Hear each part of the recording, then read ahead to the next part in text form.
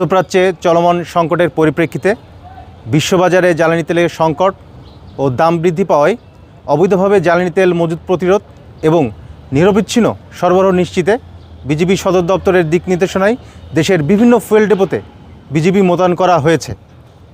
মোতায়েনকৃত BGB সদস্যরা নিয়মিত তদারকি, প্রশাসনিক ও নিরাপত্তা ব্যবস্থা কঠোর বাস্তবায়নে দায়িত্ব পালন করছে। এছাড়াও সীমান্তবর্তী এলাকায় চেকপোস্ট স্থাপনসহ টহল জোরদার এবং গোয়েন্দা তৎপরতা বৃদ্ধি করা হয়েছে।